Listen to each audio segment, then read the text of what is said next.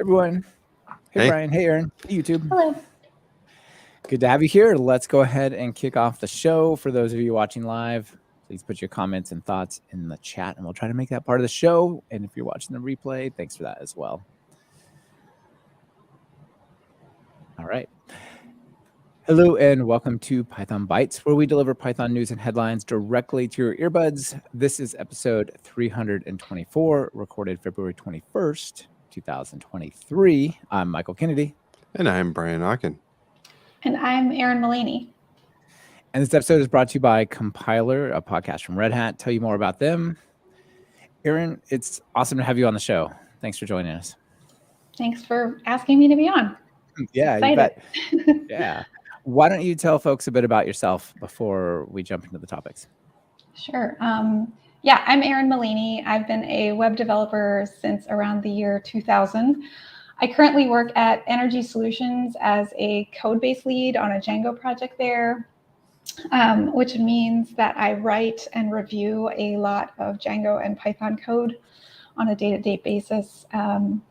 Energy Solutions, where I work, is an energy consulting company that's mission-driven to protect the environment through different energy things, to be real, not specific. I specifically work on a Django project that facilitates energy efficiency programs. And energy efficiency is actually a super powerful and cost-effective way to combat climate change. And that's according to the US Department of Energy. Yeah, that's awesome. All the wasted energy and bad installation and other things like that. That's really cool. That's good work. Really quickly before we dive into Brian's item here, how are you feeling about Django and the recent changes? I feel like it's picked up a lot of momentum lately. It's picked up some new features like async stuff. Is that exciting for you and your team? Yeah, for sure. It's exciting. I am coming from a background where I was actually coding in a different web framework for years and switched over to Django. So I'm just happy to hear that more and more people are downloading it and using it. So yeah. Cool. I wanted to stick around because I like it. Yeah, absolutely. All right, Brian, you want to kick us off here? Sure. So first one's coming from Brett Cannon. So he wrote an article called "Use TOML for .env files?" ? And there's the question at the end, and we'll talk about that. But I just ran across. I mean, I don't know, because I'm not a web developer very much. I mean, I'm getting more so now, but I wasn't really familiar with the .env files until just recently. And so one of the great things about this article is it talks about kind of what these are. So what these are often is you've got settings for your application, and there's an idea of a 12-factor app design, which I kind of like read about many years ago and forgot about. But one of the ideas is you don't want to like have too many differences between your development environment and your live environment. And one of the ways you do this is using environmental variables to store things like login credentials and all that sort of junk.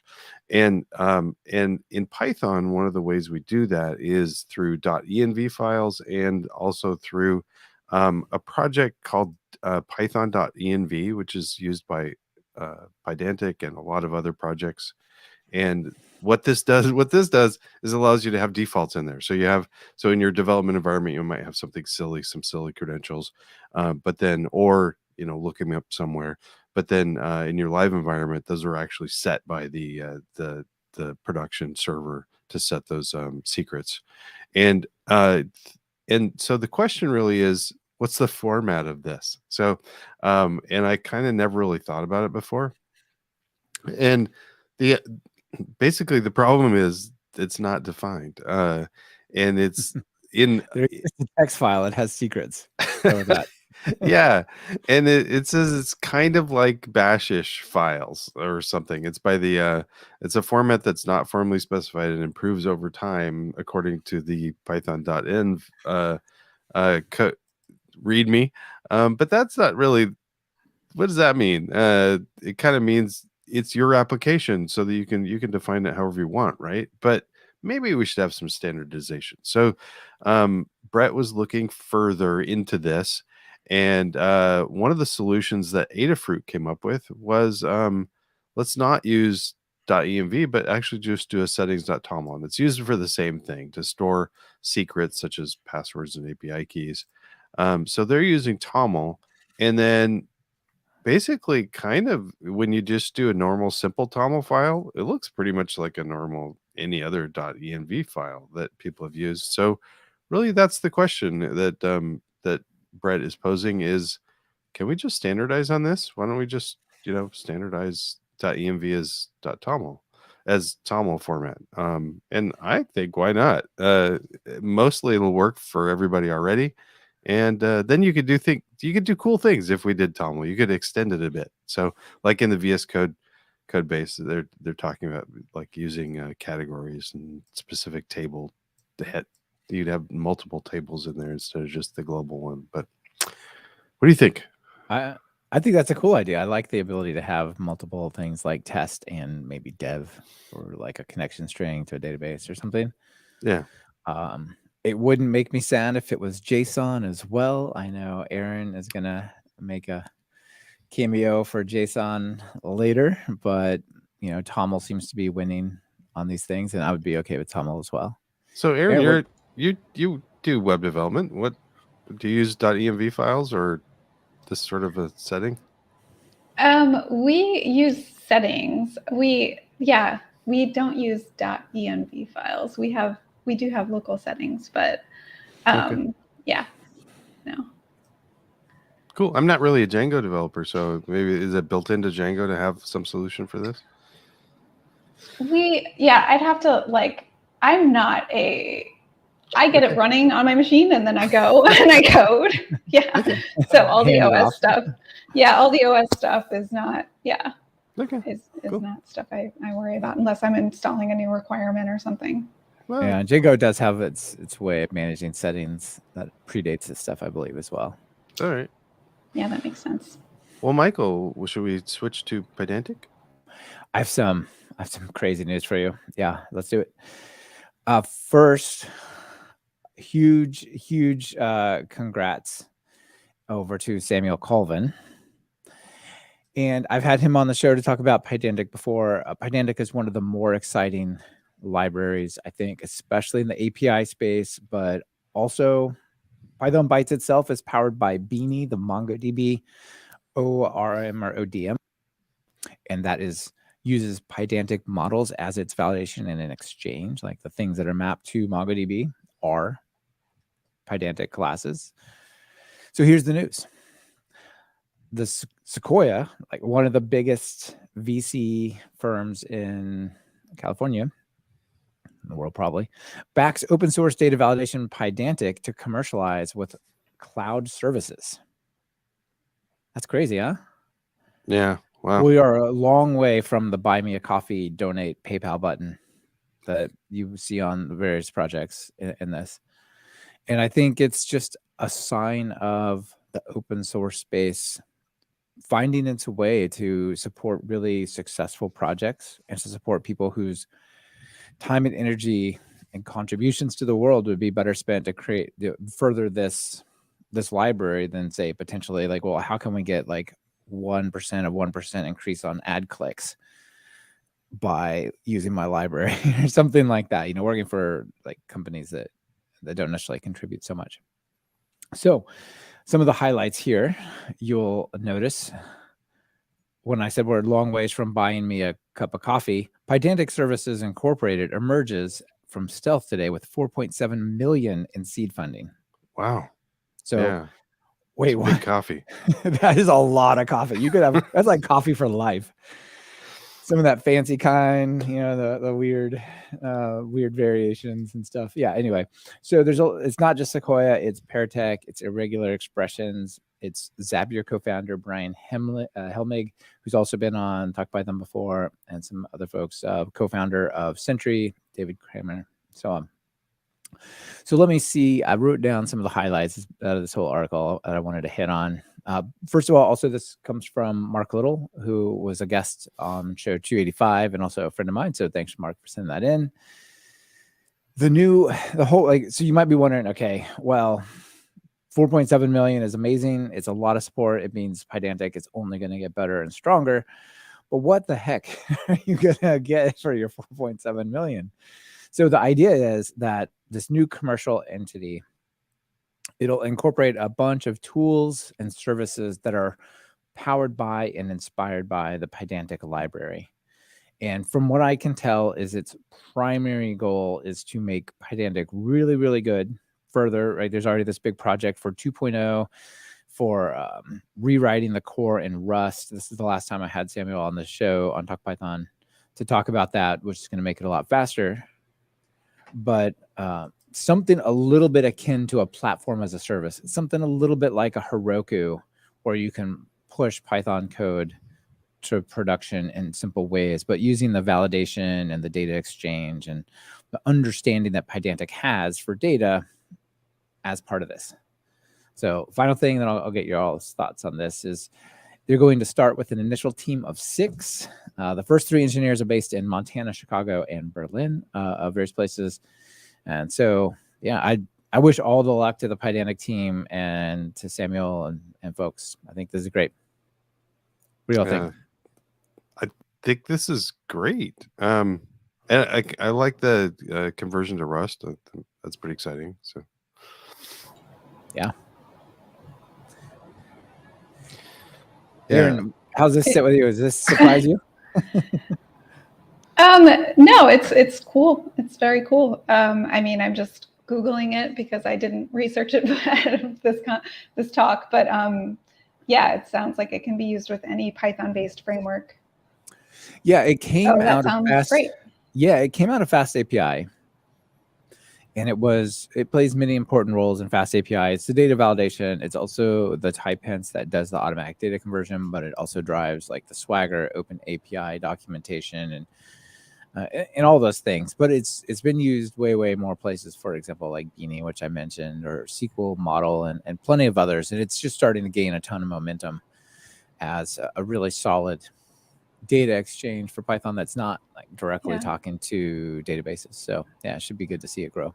So what does that mean? Not directly talking to databases, meaning it just reads what comes back from the API and validates that. Basically, we'll take any JSON, or if you could take a TOML document, you could turn it into a Python dictionary. Then you could pass that on and have it validated. So you could say things like, this class has a list, which is a list of orders, and there can be no more than 3 orders in the list, and they have to be orders, and this thing has to be a number, and like just all that kind of logic gets expressed in the model there. So yeah, it's cool. Nice. So one I guess a random thing. It says team of 6, first 3 engineers based in Montana, Chicago, or Berlin. Wonder who's in Montana. And I guess if you had to choose one of 3 places to live, would you choose Montana, Chicago, or Berlin? Gosh, I think I'd go with Berlin, but I could make a case for Montana or Berlin. They both are awesome in their own separate ways. Like, what's your spare time look like, I guess? Yeah, I mean, I do love the theaters in Chicago. The theaters in Chicago are beautiful. I do too. But I'm thinking of motorcycle riding for days in Montana and the cities and all that stuff in Berlin. Okay. Erin, where would you live? Man, between those, that's really a hard choice. I moved to North Carolina for shorter winters, so it seems like Chicago would be out for that reason, because they have Montana might really be out. Winters, yeah. So I would need to research what had the shortest winter, but also had really good vegan food. Like Chicago has amazing vegan food, but the winters, I think Berlin's going to be your veg. Yeah. Yeah. All right. Awesome. Well, over to you. What's your first topic? Okay, cool. Yeah, and I just wanted to go back to the TOML topic because I kind of froze on that one. So we are using a YAML file for our local settings, not a TOML file. I haven't actually seen TOML before. I don't really know how different looking it is. But yeah, and settings are kind of baked into Django for outside of the local environment stuff. Cool. But yeah, so my topic was, my first topic is JSON fields for performance, and thinking about JSON fields in terms of what they are, which is kind of like denormalized data. I'm really interested in the topic of normalization and denormalization, and specifically how JSON fields are basically denormalized and mutable data that's probably living in an otherwise normalized database. So I was interested in this topic, and I searched to see if I could find it anywhere online. And yeah, so what we're showing here is, this was a talk given by David Stokes at PHP UK in 2019 called How Denormalizing Your Data with JSON Can Boost Query Performance. I always do you guys pronounce it JSON or JSON? And I'm sure you've talked about this before. I guess I hadn't really thought. I say JSON, like on top. Yeah, yeah. Brian, where do you land on Just this? like the name, Jason. JSON. Oh my yeah, gosh. it is We JSON. disagree. It's like, it's the name. According to the creator, it is JSON. Okay, it's the creator of JSON. Got JSON. it. It's JSON, but I will mispronounce it a lot. And it stands for JavaScript Objects Notation. But yeah, I think my Philly comes out because I'm always saying JSON.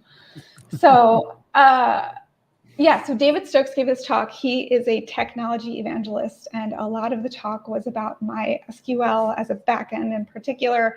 But the parts of the talk that I found really interesting are the history lesson, and I kind of have it highlighted here. It starts at around minute 250, where he talked about how Edgar Codd at IBM developed the idea of a relational data because hardware was expensive at the time.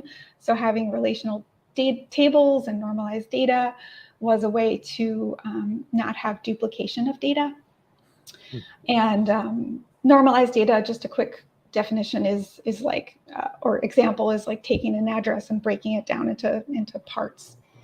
So experts, had been saying for years at this point, like, normalizing data is the way to go. You want to normalize your data. And then during this history talk he mentioned, and then NoSQL came in and shook things up. And after that, SQL added JSON data types for a mutable data type. So you don't have to define and normalize your whole database. You can kind of have these mutable fields. Mm-hmm. So, okay. So anyway, the history lesson, I just found that super interesting as a data person. Do you guys find that interesting at all? I do. I do. Yeah. I think. Yeah.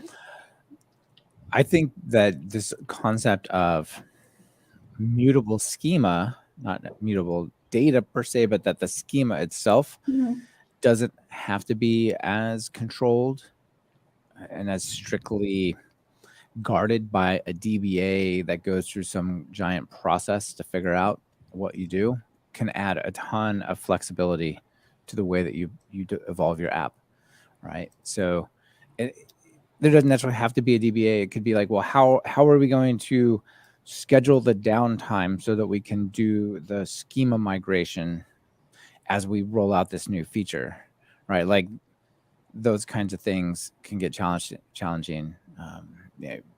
If you roll out the code first, then, and it's some kind of relational thing, you're using SQL Alchemy or something like that, it's going to crash saying that the code doesn't match the database.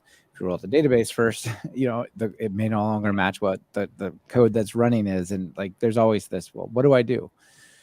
And having some of this more mutable schema, in this case, they're talking about MySQL. I believe it's basically the same for Postgres, where you can have columns that are JSON, and then you can, you just say to the database, the schema is JSON, but your code knows, well, it's actually a list of these things with these properties in it.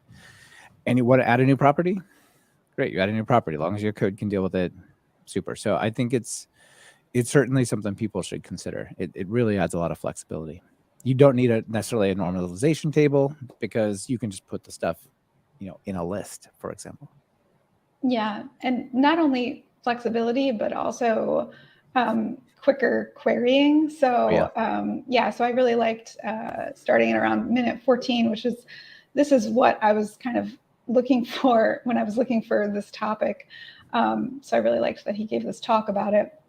He goes over an example of a music store, and you have these items in a music store like guitars, and you don't want to have to add a field every time there's a new guitar feature, right? So you have these JSON fields in your database, and like you said, they're available in lots of different backends.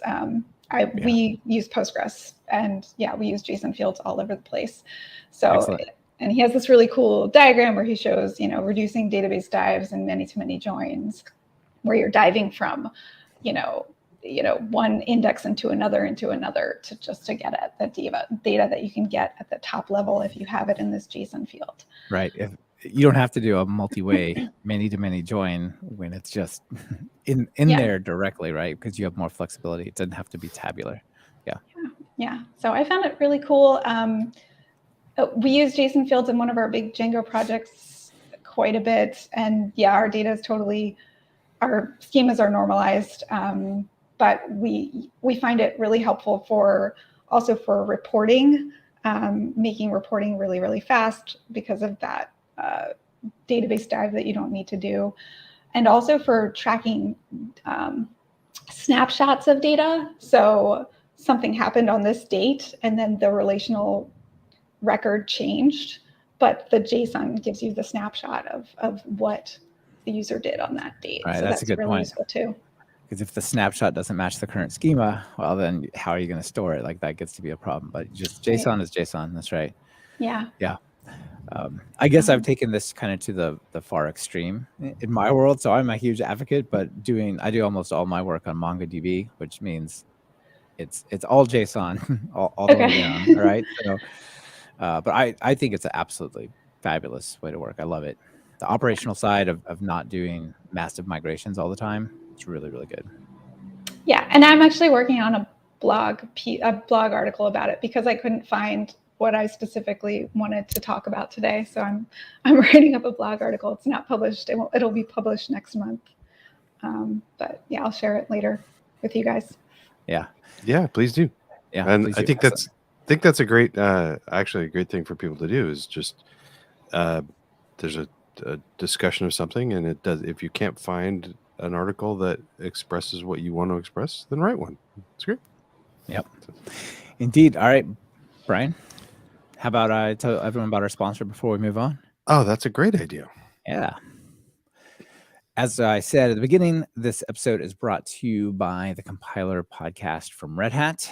And just like you out there listening, we're big fans of podcasts, Brian and I, and we're happy to share one from the most highly respected open source companies, Compiler, original podcast from Red Hat. It brings together a curious team of Red Hatters to simplify tech topics, provide insight for a new generation of IT professionals. The show covers topics like, what are the components of a software stack? Are big mistakes that big of a deal? And do you have to know how to code to contribute and get started in open source? Hint, not always. Depends on how you're trying to contribute. So Compiler closes the gap between those who are new to technology and those behind the inventions and services shaping our world. And they bring together stories and perspectives from the industry and simplify its language, culture, and movements in a way that's fun, informative, and guilt-free. I recently listened to Are We As Productive As We Think? And that episode is really fun. There's a bunch of good advice in there. As a developer, owner of a tech company, and a technologist, these productivity hacks such as time boxing, focusing on one task at a time, and incorporating intentional breaks into your workday all stood out as super relevant. They suggest that by creating an honest self-image of your productivity habits and being intentional about how you spend your time, you can reduce the overwhelm of multitasking that you have to do and increase your focus and creativity leading to you be more successful, for sure. So learn more about Compiler at pythonbytes.fm/compiler. The link is in your podcast show notes. Thanks to Compiler and Red Hat for keeping this podcast going strong. Indeed. Awesome. All right. Yeah, thanks. Fun show. And tell us, you gonna take us to school, Brian? Yeah. So Kevin Markham, friend of the show, friend of ours, ran into him a lot during when I was going to conferences more. That's hopefully coming up again. What are those? Conferences? When people get together in real life. But so Kevin took a little bit of a break. He used to write a lot, and I guess I hadn't noticed, but there's a break between August of 2021 and then now in February of 2023. So a couple year break, and we all need that. That's fine. But these articles are great. So a couple new articles that he has. I'm going to pop through a couple of them. How to use F strings with pandas. Basically, it's a good discussion of F strings. If you're not comfortable with F strings already, this is a good intro to why F strings are great to pop in values. I don't know if it's really that panda specific, but one of the things I really loved, I'm going to pop to my favorite part of this article. And I forget to do this, so I'm glad that he points these out. So one of the things is you can, it's not just taking a value and putting it in brackets so that you can print it, but you can it's an expression in the brackets. So you can call like upper for a name variable so that you can print it in uppercase and not have to do that before you pass it to the F string. Or you could do things like, a little bit of math. So if you've got, like, his example had days completed and he did like, 365 minus that divided by to get a percentage. So this is pretty cool to think. Remember if the only place you're going to use the value is within the string, you could just do it within the expression. So those are a good one. The part that I never really occurred to me to do that I wanted to highlight was he had different columns of data within like a data frame and referencing them with a string index and then using F string as to pick the index within a loop. And it never occurred to me to use F strings to generate the index in so for a string index. This is a cool idea. So yeah, that is wild. I like it. Highlight. The other article is a fly through of Jupyter keyboard shortcuts, and I guess I just have to say I'm a huge fan of the rocket emoji. I wonder why. Yeah, but the I like it. This is not overwhelming, so especially for people that use. I mean, if you use it a lot and you don't know keyboard shortcuts, this would be a good intro. But people like me that just pop in, use it every once in a while for something. These are useful just for those people too. It's not an overwhelming list. There's some great stuff like just hitting escape and enter to go back and forth between command mode and edit mode, for instance. And then I'm totally going to remember this one, A and B, for create a cell above or below the current cell. So these are just some really great little Jupyter tricks to make yourself more productive and not have to touch the mouse as much. So anyway, some good things here. I think it's great. I wish actually Jupyter had more hotkeys. There's really a lot more they could do there. But yeah, knowing the ones that are there, I think is pretty excellent. Yeah, for me, I often try to use Vim shortcuts, and it's just not. It doesn't work. Just not going to have it. No. Aaron, what are your thoughts here?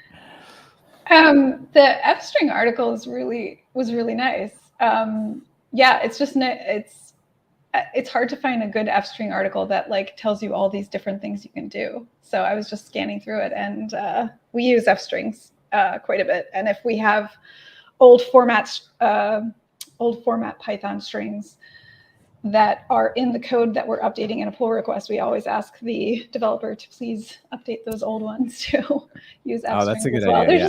They're just so much more readable. As you're going through it, go ahead and fix them. Yeah. Instead of like fixing them all, just go through and fix the ones that you're touching. Does PyUpgrade do that, or I can't remember? I can tell you that Flint does. Flint, yeah, that's it. Oh. Flint. So I've taken Flint and run it against like large projects that I've done, and it in the early days it introduced one bug out of 20,000 lines of code, but it rewrote like 1,000 print or string formats of various versions, and I found it to be really helpful. So, and that's FLYNT. Yeah, for the podcast listeners. Exactly. Thank you. Yeah, so this is really good. So, if you ask people to do that, you could suggest and you could try just running this on your code to start and just make sure it doesn't break anything. But it's been pretty stable since the few oddities it hit. Oh, that's cool. We'll check that out. Yeah. We'll check that out. Cool. Indeed. All right, Brian, you all done with yours? Yeah. And I right. just did look it up. I think the PyUpgrade also does it. So. Oh no, Anthony Lister out there in the audience is just trying to egg us on. Single quotes or double quotes with those F strings. See last episode. Yeah, exactly. That's a whole debate last episode. All right, my next item is BioGPT, and so we've heard about ChatGPT, and this is similar stuff but applied to biology. So Brian, you said create you me a hadn't heard. cat that barks. Exactly. And now make it mutate into a snake. How many generations will this take? 3. All right. So I want just as a way to, it's not really easy for me to demo this. So like, let me as a way of motivation, just show you like a ChatGPT thing, since you were just asking about, Brian. So check this out. Here's a cool program that talks about how you should never write insanely nested code. You should instead use, for people listening, this is like, it says, is this a platypus? If self dot is mammal, and then if self dot has fur, then if self dot has a beak, and so on and so on. It's like nested over, so the code starts in the middle, maybe a bit to the right of the screen, and it says return true, right? Like you shouldn't do that. What should you do? You should write guarding clauses. So check this out, Brian. If I go over to ChatGPT and I say, I'm going to give you a program in Python, I want you to name it Arrow. And it'll say, sure, Arrow sounds like a great name. And I give it this. And it talks about what it does. It checks whether it's a platypus and say, rewrite Arrow to be less nested using guarding clauses. Certainly. Here you go, it says. And what did it write? Exactly the new pattern that you should have used. Is that insane? What do you think, Brian? Erin? I wouldn't write the code like this anyway, but okay. All right, now that so Arrow checks for a platypus. Let's fix it. Whatever. Oh, here, hold on. Platypus. Rewrite it to check for crocodiles. So sure, no problem. We're gonna write, is it a crocodile? And look, the tests are, is it a reptile? Has scales? Wow. Does it have jaws? Does it have a 4-chamber heart? Wow. Oh. Is that insane? And all I did is I'm gonna give you this code and just start asking questions. So okay, so impressive, right? So back to BioGPT. Think of what this can do for doctors and nurses and people trying to understand like written text of this. So this BioGPT contains an implementation specifically trained for like medical analysis. Kind of like ChatGPT is a general analysis tool. This one is like specifically for medicine. Okay. So pretty cool. Apparently it can do PubMed QA tasks. I have no idea what that is, but if I was a doctor, I'm sure this is like how good are you answering questions with 81% accuracy, which might sound like, well, that's 19% not good enough, but I bet you doctors don't do it at 100% accuracy either. There's a lot of examples where AI is like predicting cancer sooner or better or more accurately than. Right, and I bet it's better than like Dr. Google and looking up your symptoms and thinking you have the worst thing. Yeah, exactly. And that's what I was curious about. If it was named like what am I dying of today? Like, will I die, GPT? I don't want to know. Oh, it seems grumpy. I don't know. So it comes with different models. It has the BioGPT one, but it also has the large one. And my experience with this stuff is the large models are where it's at. The regular ones are quick, but they're not very accurate. You want to go for the large model. So there's a bunch of different ones, like one trained for fine-tuned for relation extraction task on KD-DTI, which is a certain type of data sets or other ones. So you can pick which ones it is.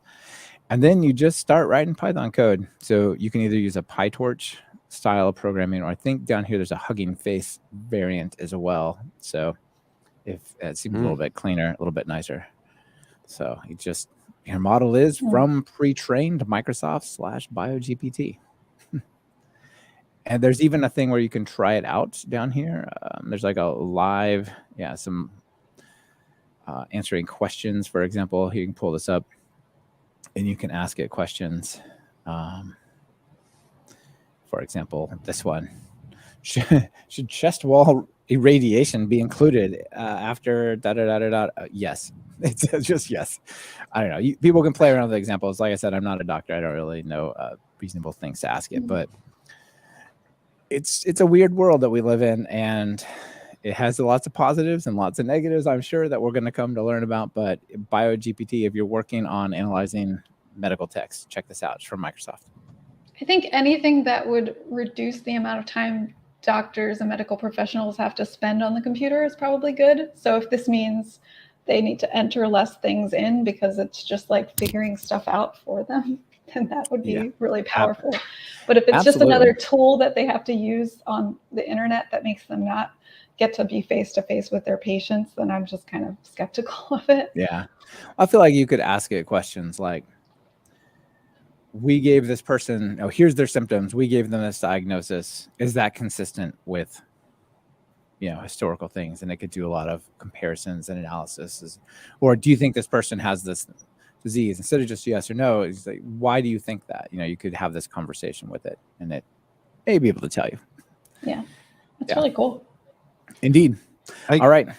Well, I guess I was joking about it a little bit, but I think there's a lot of power there. I mean, like you said, I don't know, if we can get doctors actually seeing people more, but also, maybe a 911 call could, like, if we determine it's not an emergency yet, but maybe we could direct the person to the right place faster. I mean, there's lots of places where maybe somebody not with the full degree, but somebody that's still pretty involved with medicine can utilize this to ask better questions and get somebody to somewhere faster. Right. Or even highlight, what were the key takeaways from this visit with the doctor?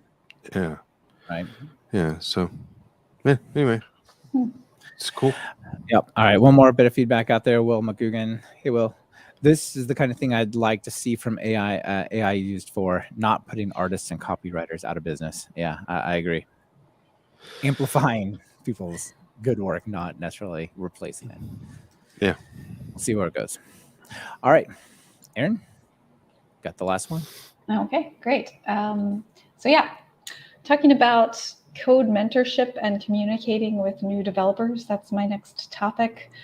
So Sheena O'Connell gave a talk at DjangoCon last year. I attended that conference, but I missed this talk and watched it online later.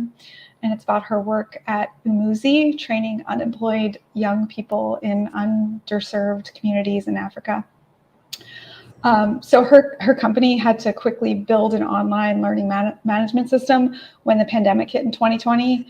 And they built that LMS in Django, but which is why she was giving a talk at DjangoCon.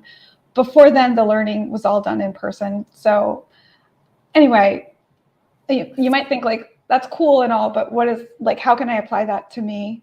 And I think that this talk is really excellent. I also think, I don't know if you all have ever listened to the Django Chat podcast.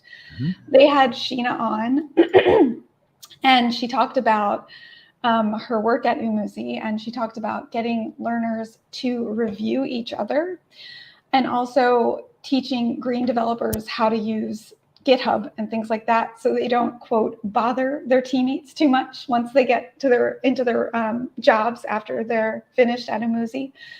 And she specifically said, the quote I liked was, "What sort of thing does a person need to know in order to not annoy their coworkers in the first 3 months?"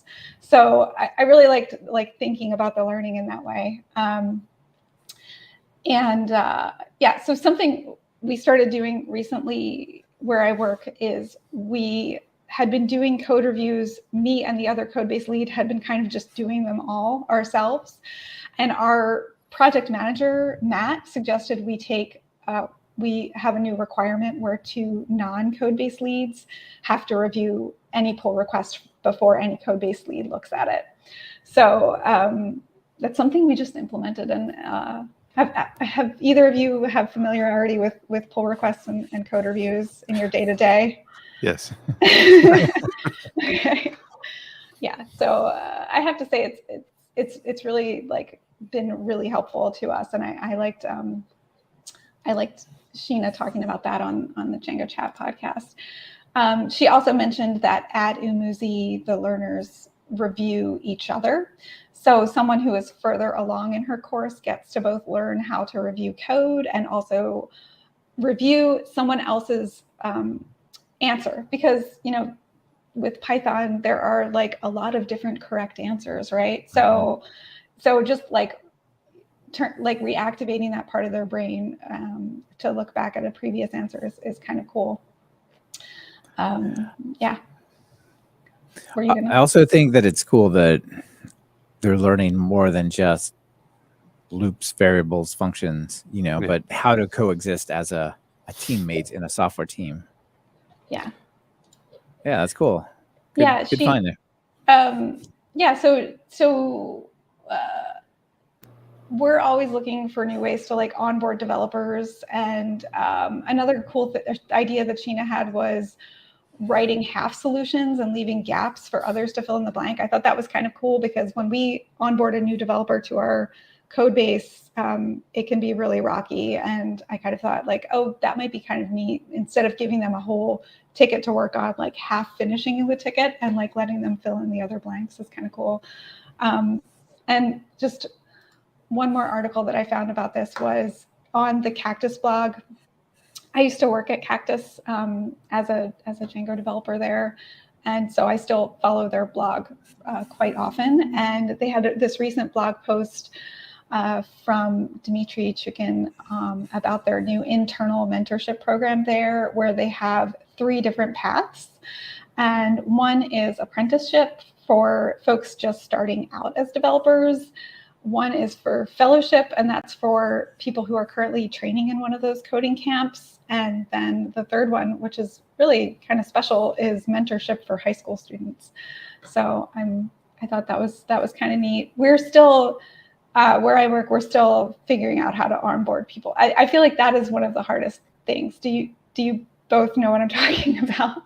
Onboarding is extremely difficult, and it depends on how much. It depends on like the skill set you need people to have. I mean, when you have like a diverse set of skills, we always face that. So I need somebody that knows both Python well, testing practices well, C++ well, and it'd be great if they also knew like RF measurements and stuff like that. And you just can't find those people. So you have to pick what you want somebody to complement somebody else with, and know that you're going to have to help train with the rest. You support them in the other areas. Yeah, cool. And one of the things you mentioned, like code reviews, we use code reviews a lot for communication, not necessarily for people to catch what somebody else is doing wrong, but to make sure that everybody understands what the rest of the team is working on.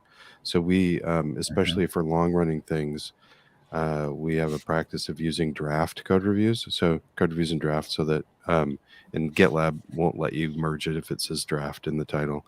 So so then people can just keep updating that, and then they can get feedback even when it's not ready, when the code's not ready yet. So good way to do that. Yeah. Very cool. Nice. Well, nice find, Erin. All right. Nice. That's all of our items. Brian, you got some extras for us to share? Anything else you want to throw out there real quick? No, I'm spending most of my extra time getting my talk ready for PyCascades. So PyCascades coming up soon. Yeah, indeed. Coming up very soon. Excellent. Erin, how about you? Want to throw anything out there? Yeah, DjangoCon US is in Durham, which is 15 minutes from where I live. So I'm excited. Nice. North Carolina is a fun place to visit. It's generally warm, although not always warm, but generally warmer than a lot of places. Generally warmer, and it's in October, so it'll be kind of a nice time of year, probably. Hopefully not boiling hot, but yeah, probably not. Cool. I'll have to try to see if I can get an excuse to get out there. That'd be fun. All right, excellent. Anything else? Is that it? How about you? Yeah, I got one.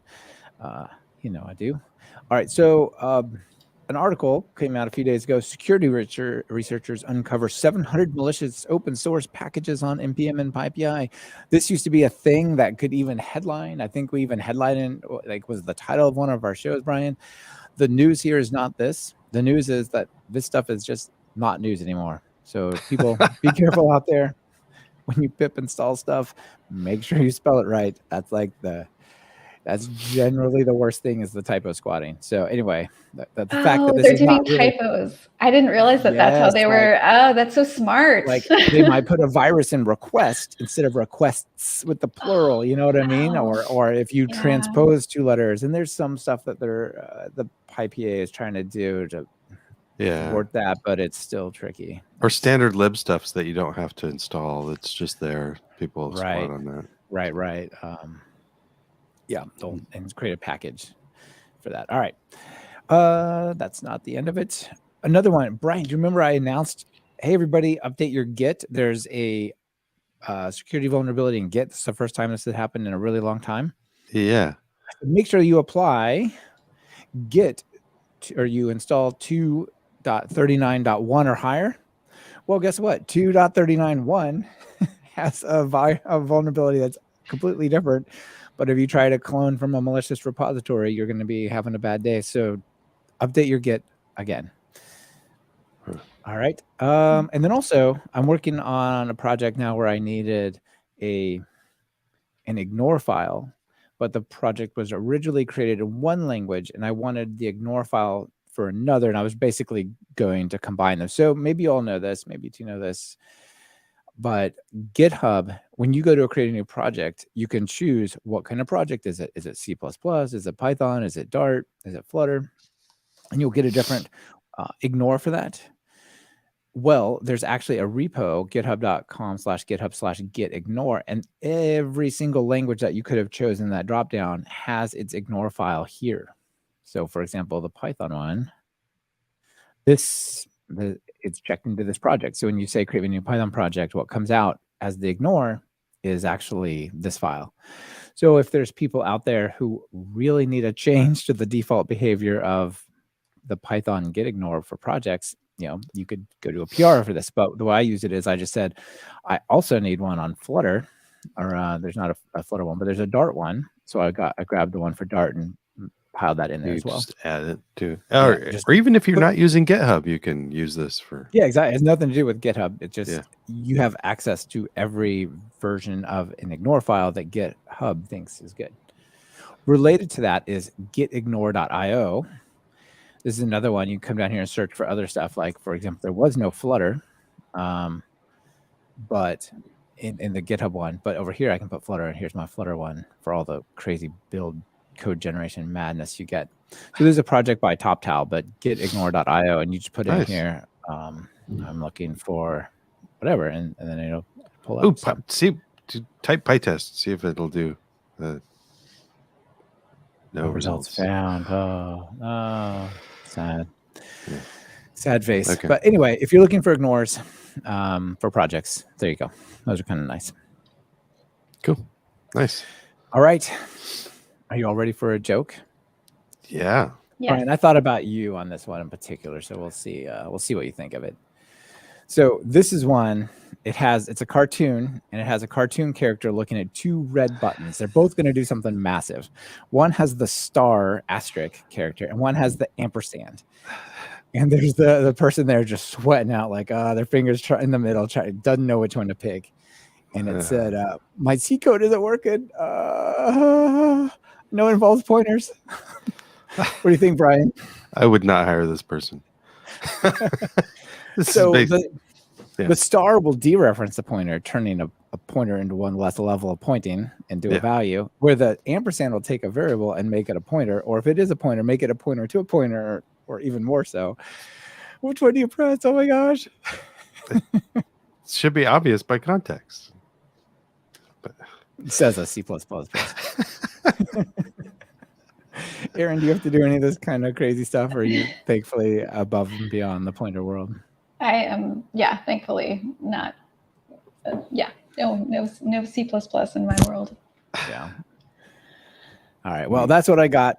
I brought that one for you, Brian. It's good. Thanks. You're welcome. I'll incorporate that into my next interview.